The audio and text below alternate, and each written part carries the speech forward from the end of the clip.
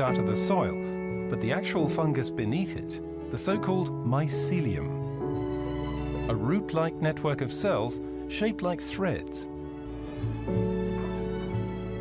And it was later in college when Gavin and I teamed up that image came back to me, and we thought we might use that natural phenomenon as a growable glue. We've leveraged natural materials as humans for centuries at this point, and it was really interesting that the kingdom of fungi, one of the most diverse kingdoms that we have within nature, has been completely unexplored and untapped from a materials perspective. So that really provided us with a whole open field to begin exploration. The engineering students were now venturing into the world of biology. They bought fungal cultures and, using the simplest means, created some initial prototypes for building insulation materials.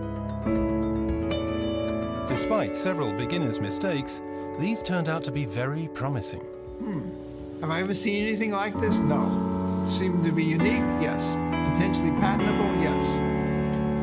Cost effective? Absolutely. You gotta do this. They filed the patent application for their invention. And right after graduating, Eben Bayer and Gavin McIntyre founded their own company. Today, it has 45 employees, and with the help of the mushroom mycelium, they're growing products that can, for instance, replace packaging plastics.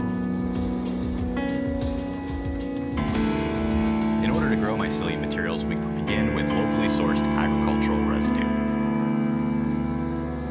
Agricultural residue gains a whole new value here.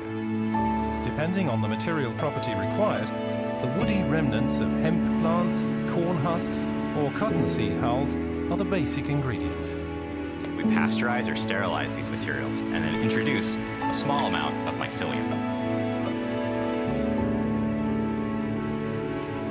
The mycelium gets mixed into the agricultural residue and then placed in a growth tray. At this stage, the mass is still fully malleable. Over the course of just 4 to 6 days, the mycelium grows, digesting some of the farm waste while binding the rest of it together.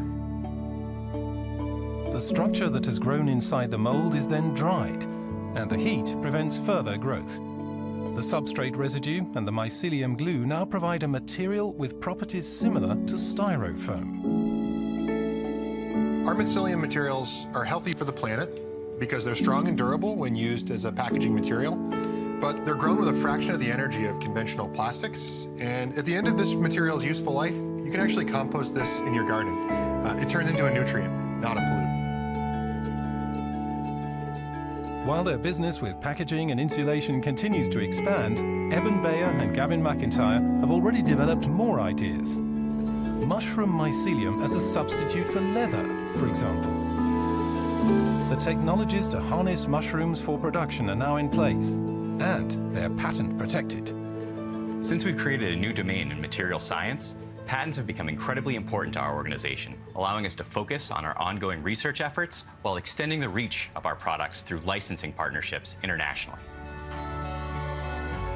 With their packaging invention, Eben Bayer and Gavin McIntyre really have gone back to nature, and their idea definitely has growth potential.